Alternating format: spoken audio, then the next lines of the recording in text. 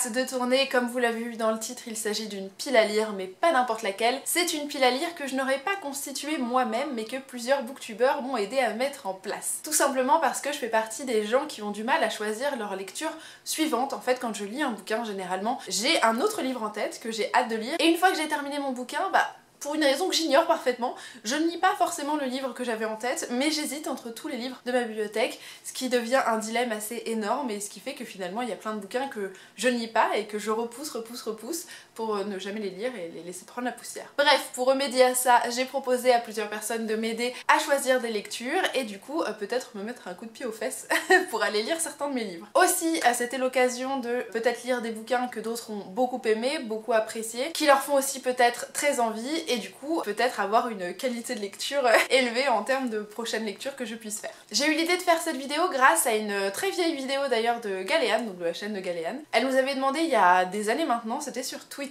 de l'aider à choisir des bouquins. Alors ça s'adressait à tout le monde, hein, pas forcément des booktubeurs. Je me souviens que je l'avais aidé à choisir un bouquin et j'avais choisi d'ailleurs je crois La Voix des Oracles pour elle d'Estelle Faye. Et j'y ai repensé il y a pas si longtemps et je me suis dit tiens ce serait marrant de le faire avec des booktubeurs et du coup de vous présenter des booktubeurs que vous connaissez peut-être ou pas, que moi j'apprécie et puis d'autres à qui j'ai demandé au hasard de venir m'aider et donc peut-être de vous aider à faire des découvertes aussi. Le premier livre de cette pile à lire, il a été proposé par une personne que j'aime beaucoup et que vous connaissez un petit peu si vous fréquentez la chaîne depuis un moment. Il s'agit de Cassandra de la chaîne Croque les mots. Donc Cassandra est une amie, ça fait des années qu'on se connaît, je l'adore, mais si vous aimez les lectures de l'imaginaire, donc tout ce qui est un petit peu SFFF ou même tout ce qui est univers des jeux vidéo, un petit peu tous les univers geeks finalement, vous devriez apprécier la chaîne de Cassou parce qu'elle propose énormément de contenu à ce sujet. D'ailleurs en ce moment elle fait pas mal de live sur des jeux vidéo, donc si vous aimez suivre tout ça, n'hésitez point à aller visiter sa chaîne. Et du coup je n'ai absolument pas été surprise par le choix de lecture de Cassandra dans ma pile à lire, qui s'élève d'ailleurs à 165 livres, hein, donc merci à tous d'avoir eu le courage de vous confronter à une liste aussi longue de livres. Et sans surprise, elle m'a choisi un bouquin qui était de Brandon Sanderson, puisqu'il s'agit d'Elantris, qui est ici une intégrale si je dis pas de bêtises. J'ai pas été surprise parce que c'est de la SFFF, c'est de la fantasy en particulier, quelque chose que Cassou adore, et Brandon Sanderson, un auteur qu'elle adore. Pour ce qui est de l'univers d'Elantris et de son histoire, je sais qu'on est confronté à une cité qui est maudite, qui a apparemment été frappée donc par une malédiction. Il s'agit d'Elantris, plus personne n'entre ou ne sort de cette cité et nous allons suivre une jeune femme, je ne sais plus son nom, qui doit épouser un type dans une autre cité. Quand elle arrive, le type est mort et elle va quand même décider de rester sur place pour essayer de percer les mystères d'Elantris. C'est ce que nous dit le résumé, je n'en sais pas plus, j'espère juste vite me plonger là-dedans, même si je vous avoue qu'il me fait un peu peur parce qu'il fait 1000 pages hein, finalement, oui c'est ça hein, quasiment. Donc c'est un beau bébé que j'ai repoussé à cause de sa taille, même si je devrais pas en avoir peur puisque j'ai dévoré Fils des Brumes alors qu'il fait le même nombre de pages ou presque. Le livre suivant que je vais vous présenter m'a été proposé par une amie également, puisqu'il s'agit de Laure de la chaîne L'Enluminé, que vous connaissez peut-être aussi puisque j'en parle aussi sur la chaîne assez régulièrement. Laure, elle vous parlera pas mal de lectures d'imaginaire parce que c'est quelque chose qu'elle aime beaucoup. Alors vous pourrez y retrouver de tout, hein, du fantastique, de la fantasy, de la science-fiction, même si je la vois moins dans la science-fiction généralement, elle est plus fantastique et fantasy de ce que j'ai l'habitude de voir, mais elle est pas fermée du tout à la SF. Vous n'y trouverez pas par contre de contemporain, elle en lit peu, et de thriller, je crois que c'est pas du tout son truc, mais vous pouvez trouver pas mal de lectures graphiques aussi, des univers aussi jeunesse, parce que c'est quelque chose qu'elle aime. Elle aime beaucoup aussi les beaux livres, les beaux objets livres, donc si vous aimez ce genre de contenu, vous aimerez suivre la chaîne de Laure, donc n'hésitez pas à aller la voir. Laure, c'est une amie que j'ai depuis très longtemps, et quand je vous dis très longtemps, c'est depuis au moins 16 ans, on s'est rencontrés, on était en 4ème, hein. Voilà, pour tout vous dire. Du coup, j'ai pas du tout été surprise par le choix de Laure dans ma pile à lire, puisqu'elle m'a tout simplement proposé de lire un de ses auteurs favoris. Si vous connaissez Laure, vous avez déjà deviné, il s'agit de Terry Pratchett, mais cette fois-ci il n'est pas tout seul puisqu'il est avec Neil Gaiman pour De Bons Présages. J'ai été surprise qu'elle ne me choisisse pas le premier tome des Annales du Disque Monde, mais on retrouve quand même Terry Pratchett. Dans ce livre, donc plutôt fantastique cette fois-ci, si vous n'en avez pas entendu parler, puisqu'il y a quand même eu une série aussi qui a très bien marché là-dessus, il s'agit d'un enfant qui a été placé dans une famille, donc qui est censé devenir l'antéchrist, et il devait être placé je crois dans une famille où le bien et le mal étaient équilibrés. Sauf que il me semble qu'il y a eu erreur dans le programme, il a été placé dans une famille totalement lambda et du coup ça va complètement perturber l'apocalypse qui a été prévu par les forces du bien et du mal qui s'étaient mises d'accord un petit peu pour cet événement assez important.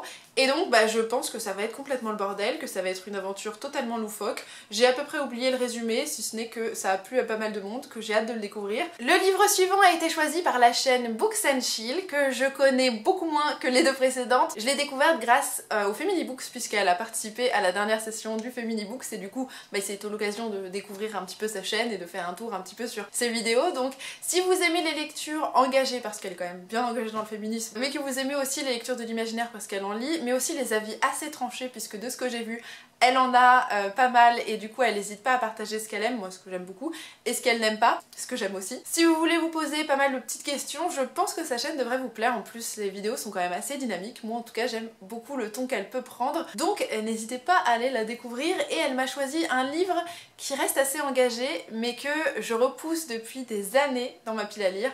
Pourtant il plaît énormément, il s'agit de Milk and Honey de Rupi Kaur. Je sais pas si je prononce bien son nom de famille mais peu importe. Il s'agit donc d'un recueil de poèmes. C'est Lait et miel pour la version française, il a énormément tourné il y a 1 an ou 2 maintenant, même un peu plus je pense. Je l'ai acheté il y a très longtemps, vraiment quand il est sorti quasiment. Je ne l'ai jamais trop lu tout simplement parce que la poésie c'est pas un genre avec lequel je suis hyper familière. C'est généralement pas un genre qui me plaît dans le sens où j'ai du mal avec tout simplement les textes en vers. Parfois ça me parle pas, le côté effectivement poétique pour moi dépasse le sens qu'il y a derrière et du coup vu que j'ai du mal à y trouver le sens, j'ai du mal à accrocher avec la poésie. Après je sais que Milk and Honey c'est assez différent en termes de texte, j'en ai lu pas mal d'extraits et c'est ce qui fait que je l'avais acheté. Du coup je suis quand même assez curieuse de le lire puisque je sais qu'il est quand même assez positif en termes d'idées et qu'il est quand même assez engagé, donc voilà.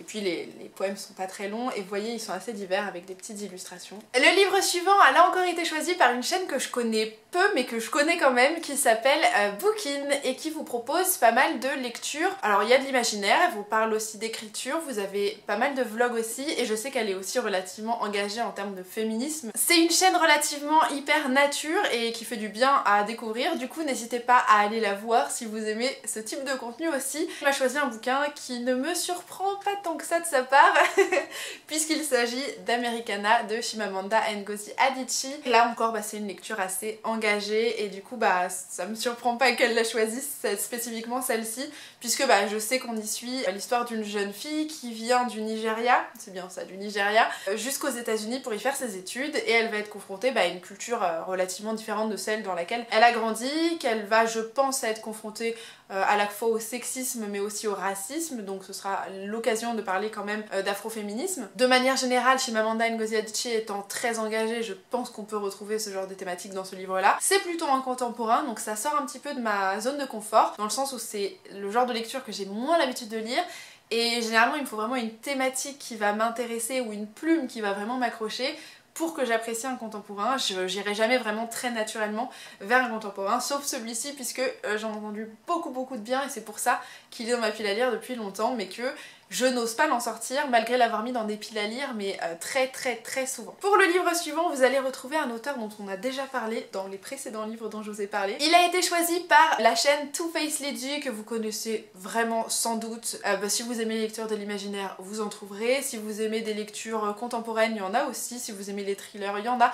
Globalement, elle lit de tout et tout ce qui est un petit peu univers geek, vous le retrouvez aussi chez Lydie puisqu'elle fait aussi souvent des lives sur des jeux. Elle m'a donc aidé à choisir un livre et il s'agit du premier tome des Annales du Disque Monde de Terry Pratchett. J'ai donc une sacrée mission Terry Pratchett dans cette pile à lire.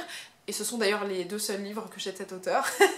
Donc c'est sûr, il est plébiscité. Je sais que le résumé est complètement cinglé et qu'à chaque fois je dis un petit peu n'importe quoi. Tout ce que je sais c'est qu'on est dans un univers plutôt fantastique avec tout un tas de créatures diverses et variées parce qu'il y a plusieurs cycles dans les Annales du Disque Monde. Il y en a avec des sorcières, il y en a avec, je sais pas s'il y a des dragons mais là il y en a un. Il y en a avec des magiciens, il y en a avec la mort. Il y a tout ce que vous voulez je pense dans le folklore un petit peu de l'imaginaire et de la mythologie de ce que j'ai cru comprendre. Ça a l'air loufoque, ça a l'air barré, je sais pas trop dans quoi je vais m'embarquer mais j'ai hâte de découvrir un petit peu tout ça et je pense que c'est le seul résumé que je puisse faire qui sera pas trop faux sur les annales du Disque Monde. Et là c'est le premier tome, donc il s'appelle La 8e couleur, et donc je suppose qu'il appartient au premier cycle dont je ne connais pas le nom. Le livre suivant a été choisi par Cornelius, dont vous connaissez probablement la chaîne je pense aussi.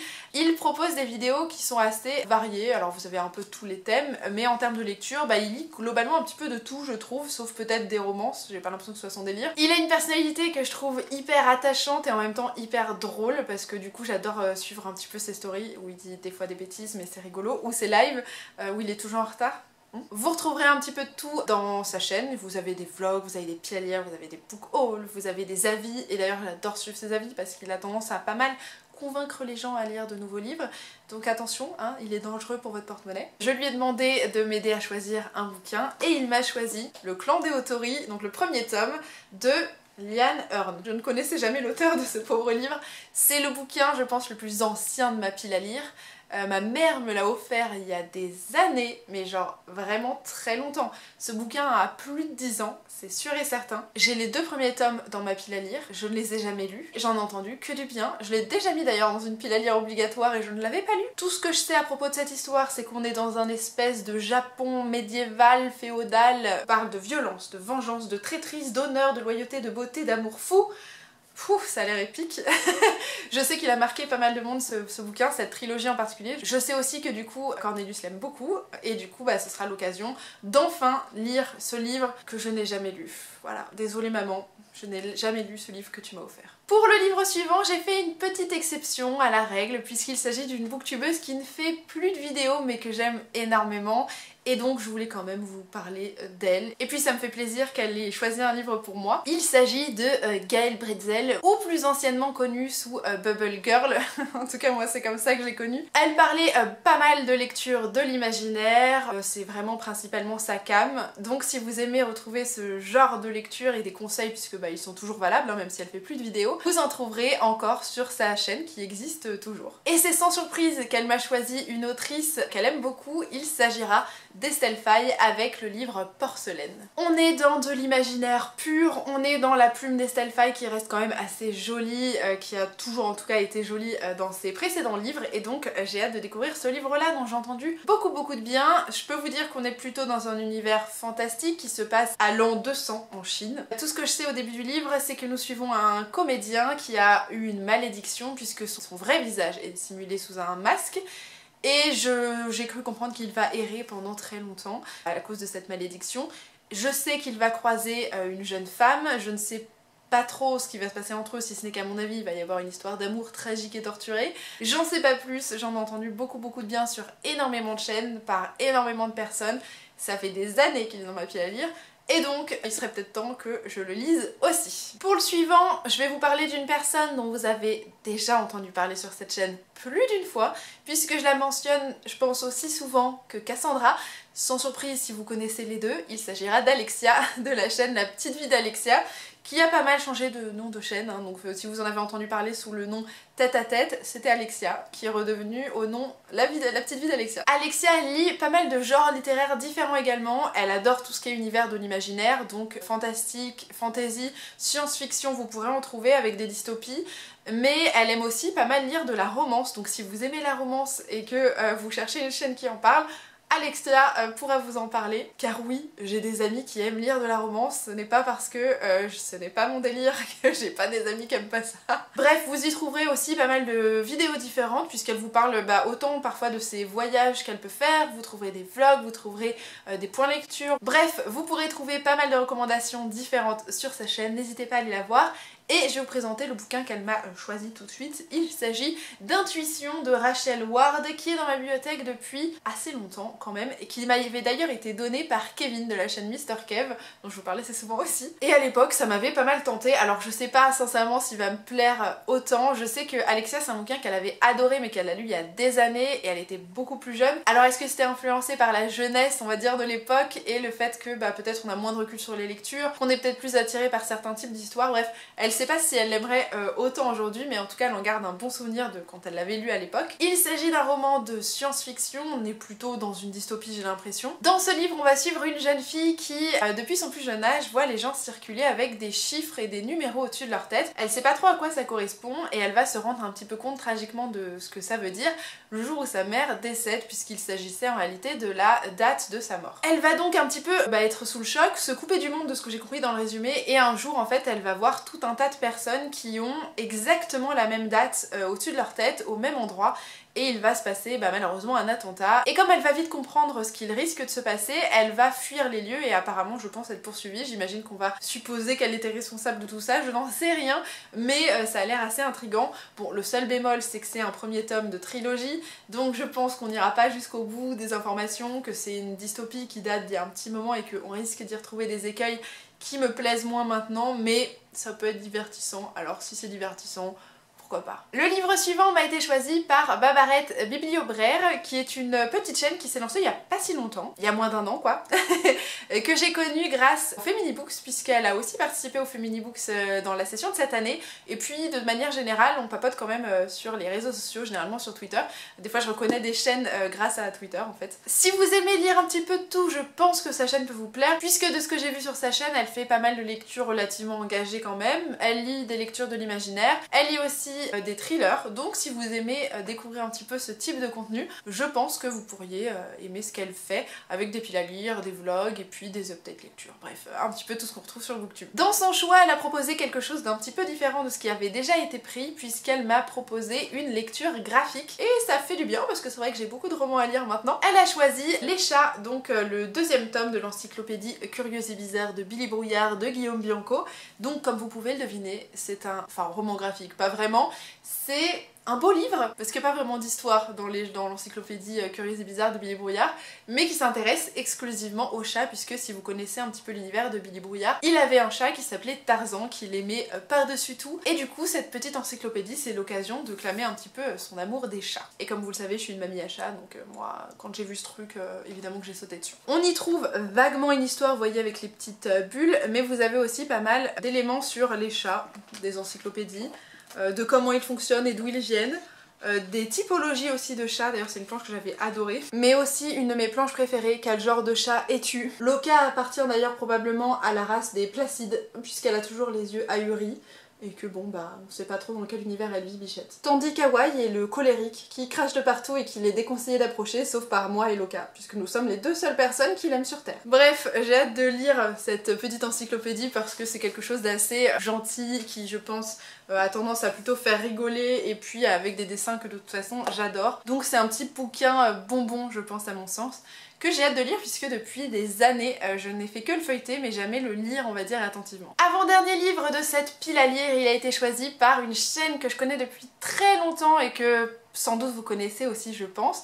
Il s'agit de Gaëlle, donc de la chaîne Lanila Books, qui vous parle pas mal de lecture, de l'imaginaire, c'est quand même vraiment son truc, j'allais dire préféré.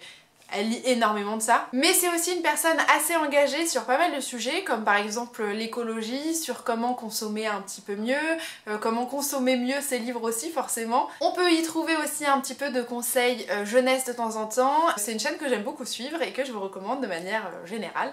Et elle a fait un choix qui n'est pas si surprenant de sa part, et qui aurait pu être fait par une autre Gaëlle dont je vous ai parlé tout à l'heure, Gaëlle Bretzel, mais qui est Arachnae de Charlotte Bousquet. Ça ne me surprend pas, je sais qu'elle aime Charlotte Bousquet si je dis pas de bêtises. Je suis curieuse de le lire puisque j'ai ce livre depuis un petit moment chez moi, il m'avait d'ailleurs été donné par mon amie Coralie. Et c'est donc le premier tome de l'Archipel des Numinés, je crois, qui est une dark fantasy. On m'a dit que c'était dégueulasse, que c'était... dégueulasse, j'abuse, mais quand même apparemment c'est quand même très glauque, assez cracra, bref c'est pas pour les âmes sensibles. On va y suivre des personnes pas toujours recommandables, et qu'on est dans les ténèbres et les bas-fonds d'un univers visiblement flippant, et qu'on y suit quelqu'un dans une quête. Je ne sais plus laquelle, je ne veux pas savoir, je le découvrirai. On m'en a dit beaucoup de bien. Il me fait quand même un petit peu peur parce que je sais pas si je vais accrocher à cet univers très spécial. Après, j'ai rarement eu du mal avec la plume de Charlotte Bousquet, donc j'ai hâte de me confronter à tout ça, sachant que bon pour le coup Charlotte Bousquet je l'ai vu dans plein de genres différents, donc pourquoi pas découvrir sa dark fantasy tant qu'on y est.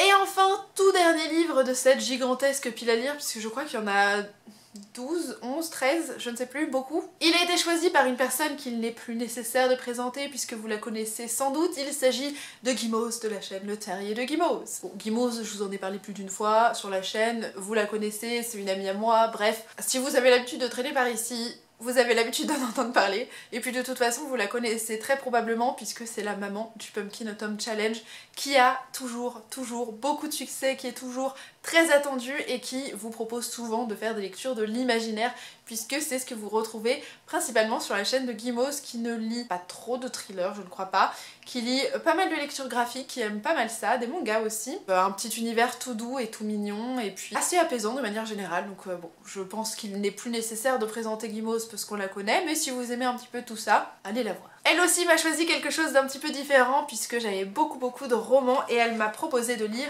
La Gazette du Château, donc le premier tome, que j'avais d'ailleurs acheté grâce à elle puisque ça faisait des années, elle était venue chez moi et elle avait acheté La Gazette du Château, je sais plus trop où, en ville à Lyon. Ça m'avait donné grave envie parce que je trouvais ça hyper original puisque c'est sous forme de journal avec une histoire en BD en fait, c'est pas mal de... hop, de graphiques, voilà, pas mal de graphiques, ce n'est que du graphique. Et ça m'avait grave intriguée parce que j'adorais le format, je trouvais ça hyper original. Je sais qu'il y en a eu plusieurs de faits, que j'ai tous loupés bien sûr puisque je ne les ai pas achetés à temps, mais c'est pas grave. Je sais pas trop dans quel genre on s'embarque puisque globalement ce sont des animaux les personnages de l'histoire. Je crois qu'il y a tout un mystère avec des disparitions et je sais pas s'il y en a des meurtres, mais Guimauze m'a dit qu'attention, c'était quand même assez violent et assez sanglant, ce qui va me faire mal au cœur puisque je n'aime pas voir des animaux mourir dans des livres, des films ou nulle part de manière générale, même si bon c'est quand même assez contradictoire n'étant pas végétarienne, mais bon bref. Je suis curieuse de lire, ça a l'air d'être en tout cas un bel objet livre et je pense que ça me changera un petit peu par rapport à tous les livres que j'ai déjà dans cette pile à lire gigantesque. Comme vous le voyez, j'ai une sacrée pile à lire à découvrir, je vais me donner le challenge de la faire dans l'année, hein, ce serait bien. Je vais aussi profiter du confinement qui me permettra de lire ces fameux livres puisque je suis chez moi et que j'ai le temps. J'espère que cette vidéo aura pu vous distraire, qu'elle vous aura plu. N'hésitez pas à me donner votre avis sur les livres de cette pile à lire si vous les avez lus et que vous les avez aimés ou pas, même si bon bah du coup ça me donnera peut-être moins envie de les piocher. Mais peu importe, n'hésitez pas à donner votre avis. Moi je vous dis à très bientôt, j'espère que vous avez aussi pu faire des découvertes en question de chaîne sur cette vidéo. Je vous dis à très bientôt dans une prochaine vidéo et je vous fais d'énormes bisous. Salut!